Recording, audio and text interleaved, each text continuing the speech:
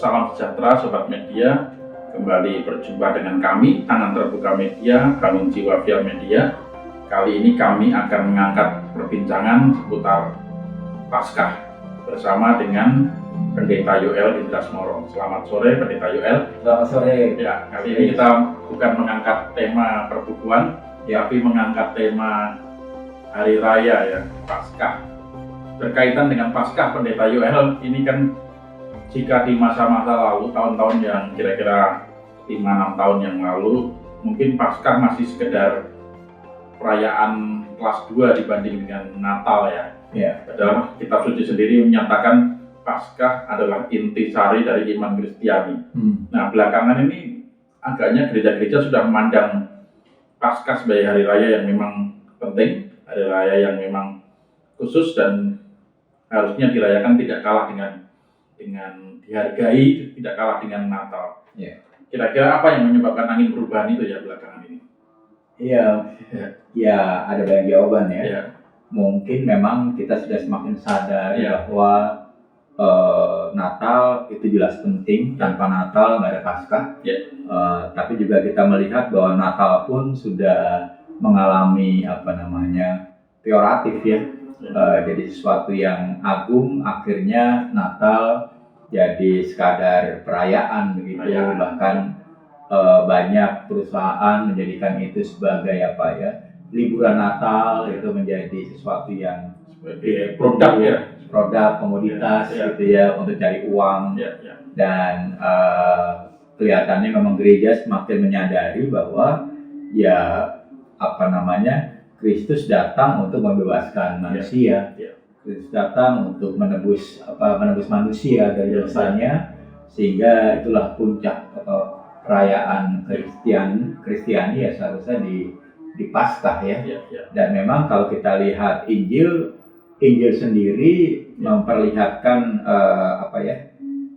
jumlah halaman untuk masa raya Paskah itu lebih panjang dibandingkan dengan Natal gitu ya. Dan juga bisa kita pahami karena waktu itu mungkin para murid memang lebih fokus kepada Paskah ya, ketimbang kepada Natal. Dan mereka menjadi saksi peristiwa langsung dari Paskah.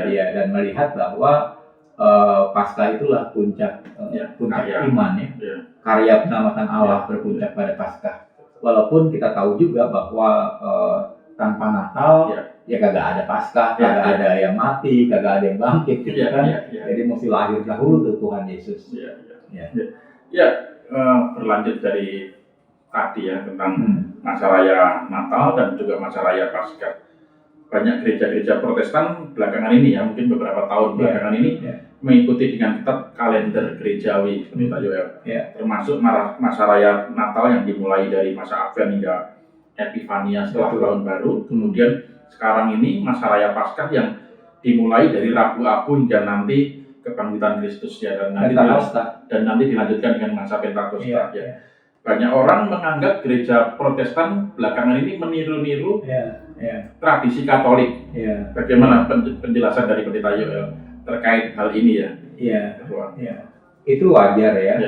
Karena memang kekristenan di Indonesia kan produk Barat. Produk Barat yang memang baru selesai dengan reformasi. Jadi kalau kita lihat bagaimana orang Belanda, orang Portugis datang ke Indonesia itu kan setelah reformasi di Eropa. Reformasi di mana kaum Protestan dianggap nyeleneh dan akhirnya diekskomunikasikan, akhirnya dikucilkan, sehingga semua hal yang berbau Katolik yang membuat Protestan merasa mengganggu iman itu harus dihilangkan. Jadi ya semua simbol-simbol hilang, bahkan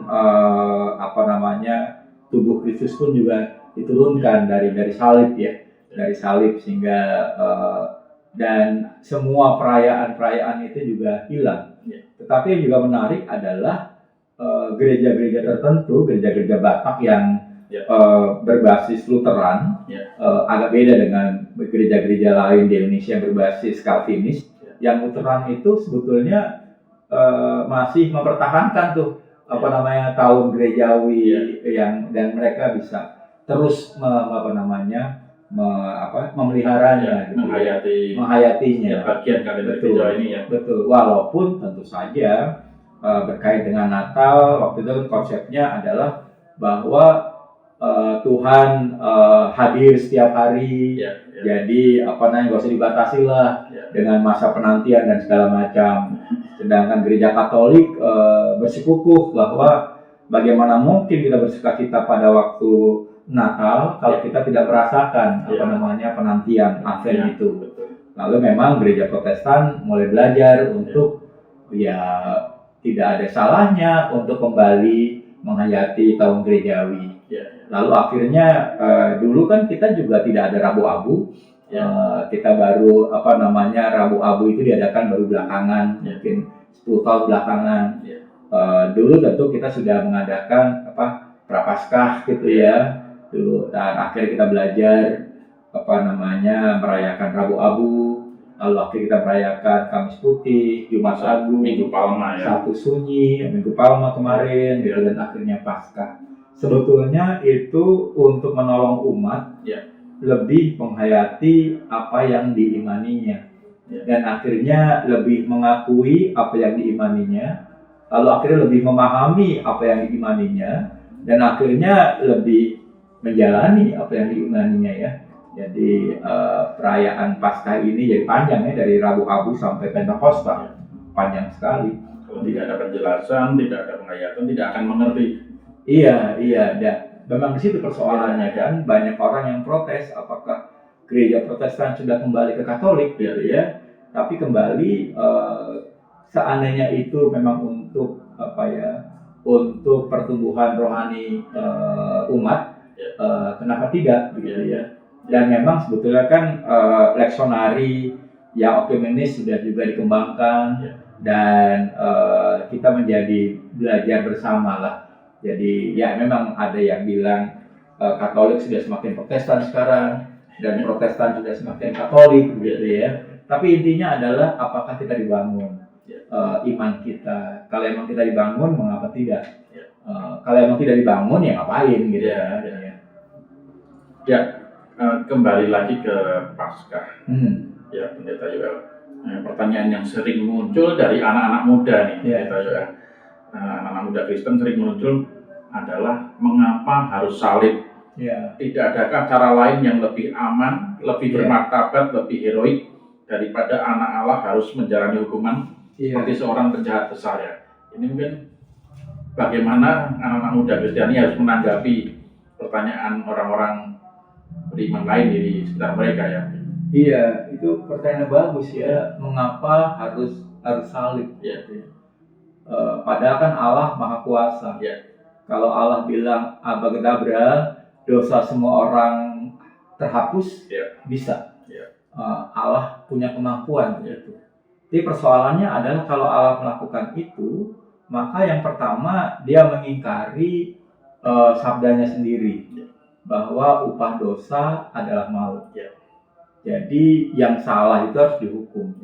Itu konsepnya, yang salah harus dihukum.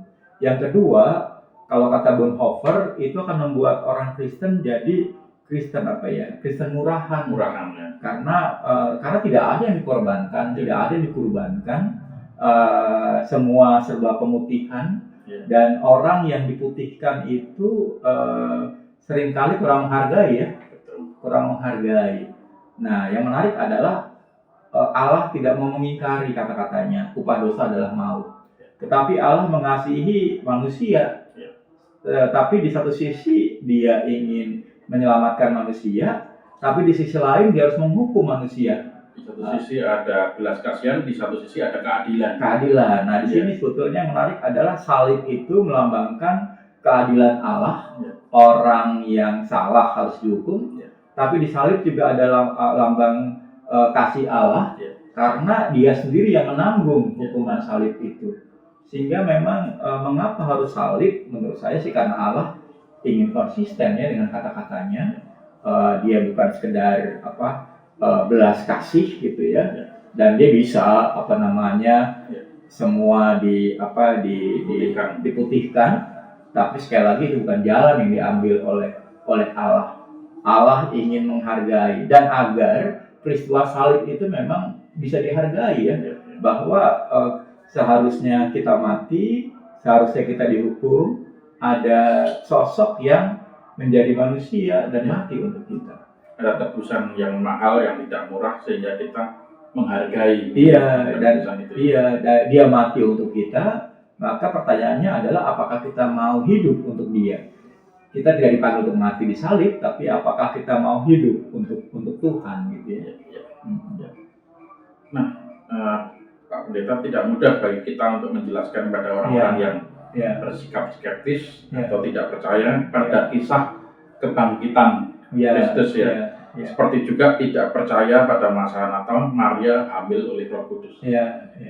Terutama di era digital dan modern seperti saat ini ya. Bagaimana baiknya kita menanggapi pertanyaan-pertanyaan seperti ini? Tidak gampang menanggapinya, tetapi kita bisa berpatokan pada kitab suci. Jadi yang menarik adalah para rasul sendiri mengatakan bahwa dia sudah mati, dia sudah bangkit sesuai dengan kitab suci. Kalau saya lebih memahami begini, kalau orang dulu memahami bahwa Yesus sungguh mati dan Yesus sungguh bangkit, kenapa kita orang modern tidak bisa memahaminya atau tidak mau memahaminya, gitu ya? Jadi sebetulnya pengakuan iman kita itu kan didasarkan pada pengakuan iman mereka. Harus kita akui bahwa pada kesaksian iman mereka.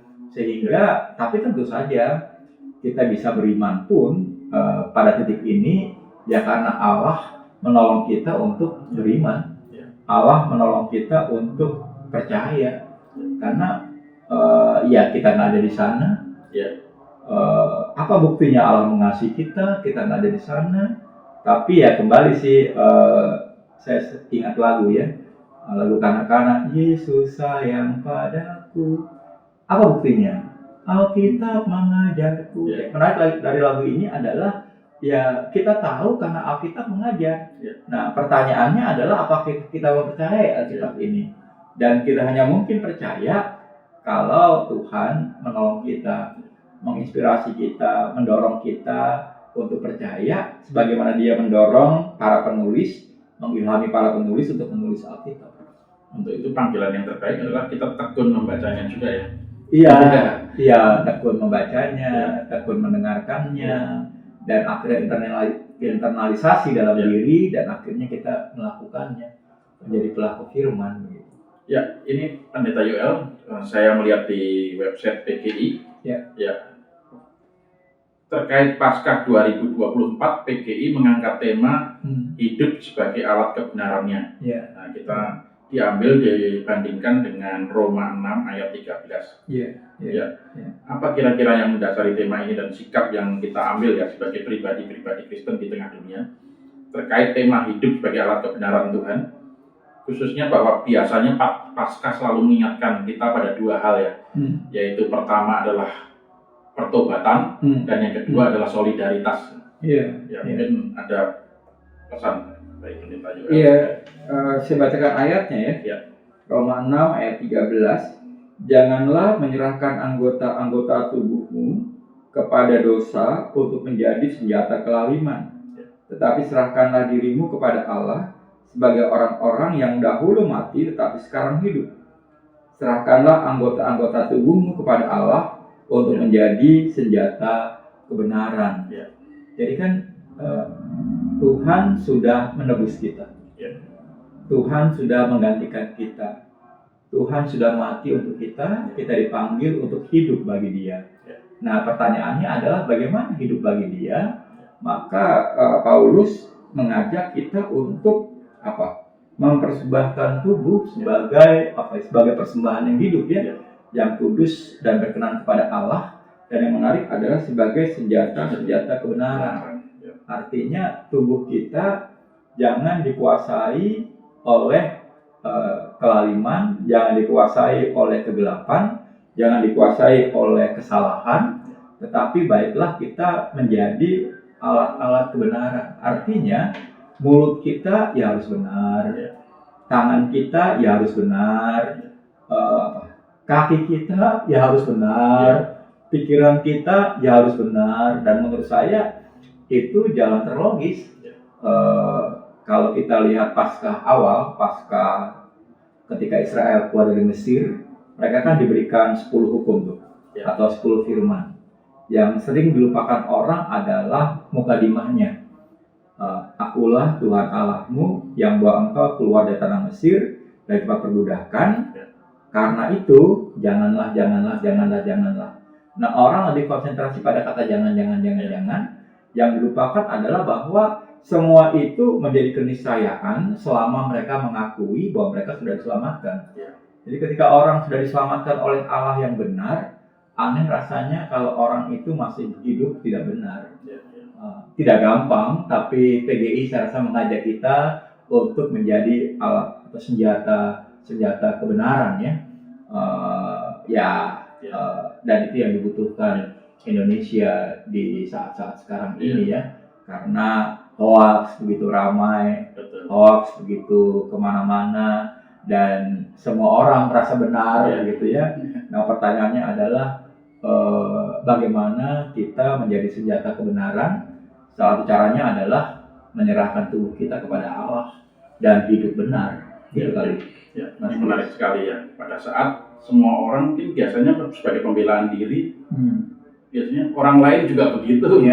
Semua orang juga begitu. Kalau kami nggak ngikut, kami nggak kebagian.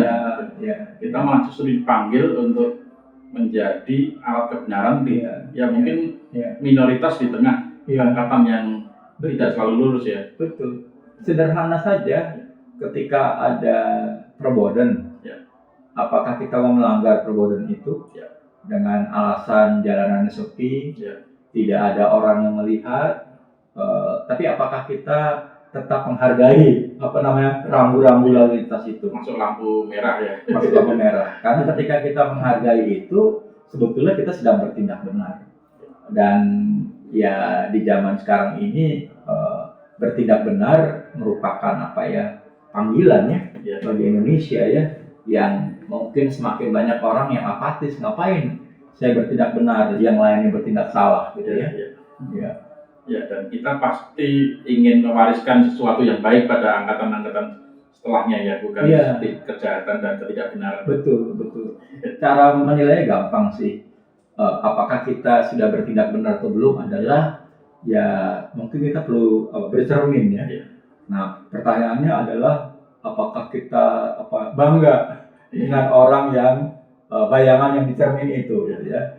Kalau kita bangga karena kita sudah bertindak benar, ya luluslah gitu ya. Tapi kalau kita sendiri, kalau istilahnya malu dengan kita sendiri, enggan melihat wajah sendiri atau malu melihat wajah sendiri, maka ya sebetulnya kita perlu dipertanyakan tuh identitas kita, integritas kita, dan kejati dirian kita.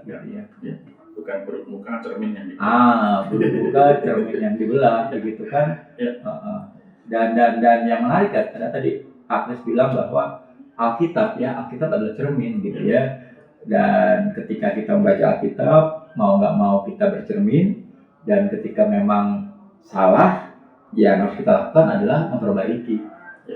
Jangan tutup Alkitab kita, karena ketika kita menutup Alkitab kita sedang menutup suara ilahi ya, yang dan tidak memberi kesempatan kepada suara ilahi itu untuk menuntun kita. Terima kasih Pendeta Yoga. Siap. Dan ini menjadi hal yang menarik bagi kita. Saya tadinya lumayan bingung apa lagi yang harus kita bahas dari Paskah yang setiap tahun mungkin kita rayakan dengan seperti itu, segitu-gitu aja, dan ternyata masih banyak hal-hal yang bisa dikupas melalui Paskah kali ini, termasuk ketika kita membahas tema hidup sebagai alat kebenaran Allah. Dan kita dipanggil di tengah masyarakat Indonesia yang plural, yang majemuk ini menjadi teladan, menjadi garam dan terang, menjadi alat senjata kebenaran Tuhan.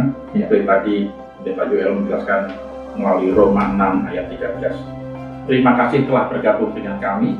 Semoga tayangan ini memberi manfaat dan berkat, menginspirasi sobat media semuanya dalam menjalani kehidupan di tengah dunia yang menawarkan berbagai pilihan dan gaya hidup.